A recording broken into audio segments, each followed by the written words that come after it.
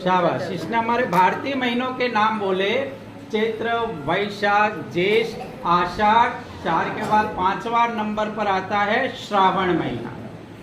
यह महीनों का राजा माना जाता है।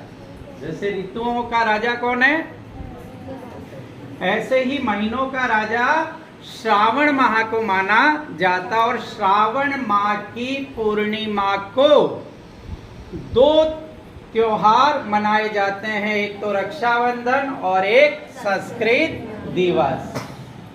ठीक है ना। तो पहले मैं आपको संस्कृत दिवस के बारे में बताऊंगा, क्योंकि यहाँ पर अपने कक्षा 6 से लेकर 12वीं तक संस्कृत विषय का अध्ययन अध्यापन किया जाता है।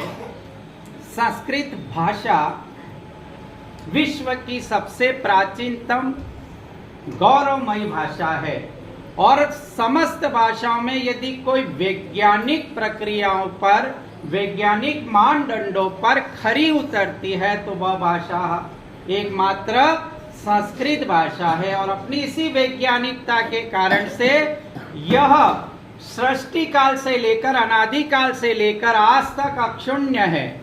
इसमें किसी भी प्रकार का परिवर्तन या विनाश नहीं हुआ है। इसको देववाणी कहा जाता है। हमारे स्टाफ में भी कभी चर्चा होती है, और संस्कृत तो सर बहुत कठिन भाषा है, संस्कृत बहुत कठिन है। कुछ बच्चे भी कहते हैं अंग्रेजी में अच्छे नंबर ले आते हैं, गणित में अच्छे नंबर ले आते हैं, और संस्कृत कठिन है। जबकि संस्कृत के बारे में कहा गया है कि सरस सुबोधा विश्व मनोज्ञा ललिता हृदय रमणीया अमृत वाणी संस्कृत भाषा नेव क्लिष्टा न च कठिना, नेव क्लिष्टा न च कठिना। बहुत ही सरस है बेटा।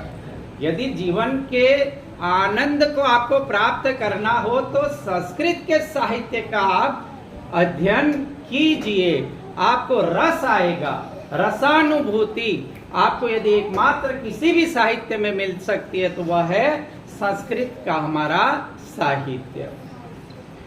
यह संस्कृत भाषा की उत्पत्ति वेदों से लेकर के मानी जाती है, यद्यपि देवता भी इसी भाषा में बोलते हैं।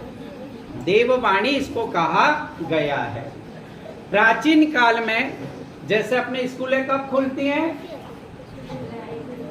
1 जुलाई को, 1 जुलाई से अपना, और खत्म कब होता है, 15 मई।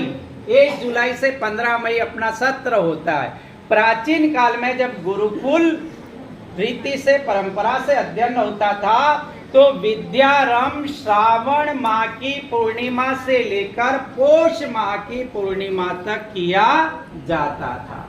कब से कब तक, श्रावण माह की पूर्णिमा से लेकर पौष माह की पूर्णिमा तक अध्ययन किया जाता था। एडमिशन शुरू कब होते थे, और उस समय ऐसा नहीं था कि यहाँ 1 जुलाई से लेकर 31 जुलाई तक एडमिशन, फिर डेट बढ़ी 15 अगस्त, फिर डेट बढ़ी 31 अगस्त। ऐसा नहीं होता था। श्रावण माह की पूर्णिमा पर जिस बच्चे की आयु, वह ब्राह्मण का बालक है और 5 वर्ष हो चुकी है, क्षत्रिय का बालक है उसकी आयु 7 वर्ष हो चुकी है, वैश्य वर्ण का बालक था उसकी आयु 9 वर्ष की हो चुकी है, तो उसके माता पिता श्रावण माह की पूर्णिमा को गुरुकुल में ऋषि मुनियों के पास एडमिशन के लिए, प्रवेश के लिए, वैदिक अध्ययन के लिए, 16 विद्याओं के अध्ययन के लिए उन्हें वहां रख आते थे। और उस दिन उन महान ऋषि मुनियों के द्वारा या गुरुकुल के आचार्य जनों के द्वारा उन तमाम प्रवेशित छात्रों का उपनयन संस्कार किया जाता था, जनेऊ संस्कार किया जाता था। ठीक है ना। और जनेऊ संस्कार से, यह ऐसा पवित्र संस्कार है कि जनेऊ संस्कार से वह व्यक्ति जो है वह द्विज कहलाता था। क्या कहलाता था? वह बालक द्विज, द्विवारम जायते इति द्विजः, उसका उस दिन दूसरा जन्म हो जाता था। पहला जन्म तो अपनी माता की कोख से, लेकिन हमारे ऋषि मुनियों ने कहा है कि हर व्यक्ति जन्म से शूद्र होता है। क्या होता है? जन्म से शूद्र। 4 वर्ण होते थे, ब्राह्मण, क्षत्रिय, वैश्य और शूद्र। जन्मना शूद्रो जायते, जन्म से हर शूद्र होता है। अब क्या है? ब्राह्मण के घर पर पैदा हुआ ब्राह्मण है, बनिए के घर पैदा हुआ जैन के घर पैदा हुआ जैन है, राजपूत के घर पैदा हुआ राजपूत है। पहले ऐसा नहीं था। जन्मना शूद्रो जायेत कर्मणा एव द्विज उच्यते, कर्म से वह क्या होता था? ब्राह्मण कहा जाता था। जन्म से वह द्विज कहा जाता था, दूसरा जन्म उसका माना जाता था, क्योंकि उस समय वह अपने पूर्व जन्म के समस्त जो प्रारब्ध लेकर के आया है, चाहे वह पाप और पुण्य से युक्त है, उसके द्वारा उनका क्षय हो जाता था और देह तन की मन की वह पवित्रता को यज्ञोपवित्र के द्वारा वह प्राप्त करता था। इसलिए पवित्र रूप में उसका दूसरा जन्म माना जाता था। और पवित्र होकर के गुरुकुल में श्रावण माह की पूर्णिमा से उसका अध्ययन आरंभ किया जाता था। और उन ऋषि मुनियों ने जिन्होंने श्रावण माह की पूर्णिमा से अध्ययन, वेदों के अध्ययन का कार्य आरंभ किया, उन ऋषि मुनियों के प्रति अपनी कृतज्ञता को प्रकट करने के लिए हमारी भारत सरकार ने सन 1969 में श्रावण माह की पूर्णिमा को संस्कृत दिवस के रूप में मनाने की घोषणा की थी। कब से मनाया जा रहा है यह संस्कृत दिवस? 1969 को हमारी तत्कालीन भारत सरकार ने घोषणा की थी। और इस महान वैदिक ज्ञान की परंपरा को हमसे परिचित कराने वाली इस संस्कृत भाषा को एक अच्छा सम्मान देने के लिए इस दिवस को मनाने की घोषणा की गई। विश्व की अनेक भाषा हैं, उनका साहित्य जो है और भारतीय संस्कृत साहित्य में इतना महान अंतर है कि यह भाषा स्वार्थ को, इस भाषा और इसका साहित्य स्वार्थ को तनिक भी जगह देता नहीं है। यह विश्व बंधुत्व की, परोपकार की भावना को भरने वाला है, देने वाला है, जगाने वाला है।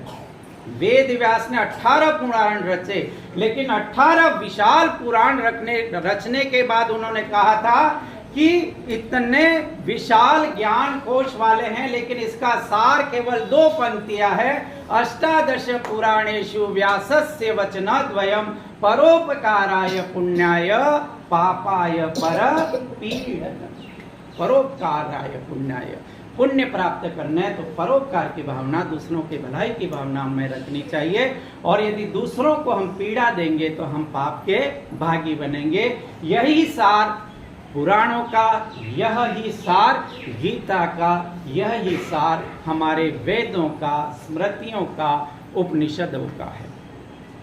इसलिए संस्कृत भाषा में एक गीत बहुत ही प्रसिद्ध है, मैं 4 लाइनें उसकी भी सुनाता हूँ। मनसा सततं स्मरणीयं वचसा सततं वदनीयं लोकहितं मम करणीयं लोकहितं मम करणीयं। हमें लोकहित, लोगों की हित के काम करते रहना चाहिए, ऐसा संदेश कोई देती है तो वह हमारा संस्कृत साहित्य, हमारी यह संस्कृत भाषा। तो संस्कृत दिवस कब मनाया जाता है? श्रावण मास की पूर्णिमा के दिन। उस दिन और कौन सा त्योहार होता है? रक्षाबंधन। ये किसका त्योहार माना जाता है? भाई और बहन। इसकी शुरुआत कब से हुई? मैंने कल कहा था ना, जानकारी लेकर के आना। रक्षाबंधन की शुरुआत को लेकर के क्या प्रचलित हैं, कौन सी किंवदंतियां हैं? सबसे पहली राखी किसने किसको बांधी थी?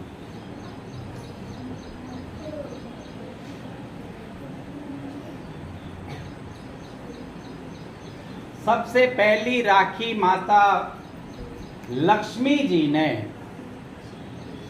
बलि को, राजा बलि को बांधी थी। किसको बांधी थी? राजा बलि को बांधी थी। कहा जाता है कि राजा बलि असुरों का राजा था महान प्रतापी, इतना पराक्रमी था कि उसने तीनों लोकों को जीत लिया, पृथ्वी लोक, द्युलोक और स्वर्ग लोक, तीनों लोकों पर अपना आधिपत्य स्थापित कर लिया। देवता हार गए।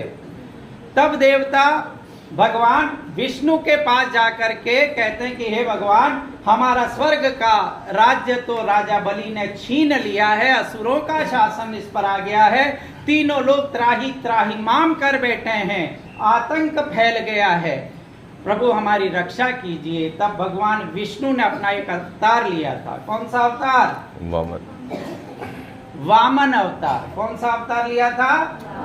वामन अवतार लिया था। वामन यानी बोना, छोटे से भगवान विष्णु ने वामन रूप में अवतार लिया। और राजा बलि बड़ा दानी था और परम विष्णु भक्त भी था, परम विष्णु भक्त था। उसकी दिनचर्या थी कि प्रातः काल स्नान ध्यान करके भगवान सूर्य नारायण को अर्घ्य प्रदान करके वह अपने द्वार पर आने वाले सभी लोगों को उनकी जो भी इच्छा होती थी वह प्रदान करता था। तो लोगों की लाइन बन जाती थी। तो भगवान विष्णु भी वामन रूप में आकर उस पंक्ति में खड़े थे। जब उनका नंबर आया, बाली ने उन्हें देख करके चेहरे पर मुस्कुराहट ला करके कहा कि हे छोटे विप्र ब्राह्मण के वेश में आए थे, क्या चाहिए आपको? तो उन्होंने कहा कि मुझे ज्यादा कुछ नहीं चाहिए, मेरे भरण पोषण के लिए मुझे 3 पग भूमि चाहिए। क्या चाहिए? 3 पग भूमि। राजा बलि हंसने लगा, इतना छोटा और 3 पग, कितनी जमीन होगी, कितना पग भरेगा ये? तो उसने बलि ने कहा ठीक है, जो तुम्हारी इच्छा हो, 3 पग भूमि ले लो। इतना कहते ही भगवान विष्णु ने अपना विराट रूप बनाया। पहली पग में, पहली डगर में उन्होंने पृथ्वी से लेकर द्युलोक तक को नाप लिया। दूसरे पग में उन्होंने स्वर्ग लोक को नाप लिया। अब तीनों लोकों को नाप लिया। अब कहा भगवान विष्णु ने कि अब मैं तीसरा, अब तो जमीन बची नहीं है, तीनों लोकों की जमीन मेरी हो गई, तीसरा पग कहां धरूं?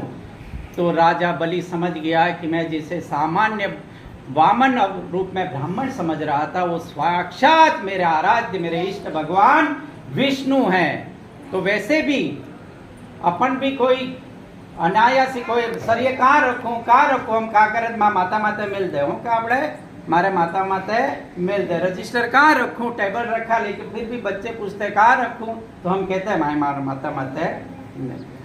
तो भगवान विष्णु के द्वारा यह पूछने पर कि मैं तीसरा पग कहाँ रखूं, तो बलि ने कहा मेरे सर पर रख दीजिए। भगवान इससे बहुत प्रसन्न हुए कि मैं पग तो रख दूंगा, लेकिन अपने सिर पर रखने का जो कहा है तूने, इससे मैं तुझसे बहुत प्रसन्न हूं, बता तुझे क्या वरदान चाहिए?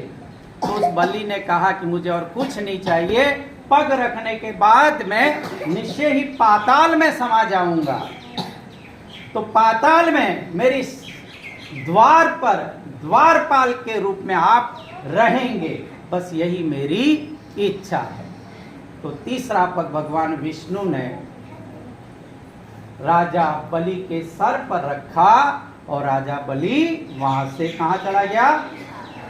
और जो तीसरा पग जो था वो यहां से 22 किलोमीटर दूर रखा था। सरेडी से कितने किलोमीटर दूर?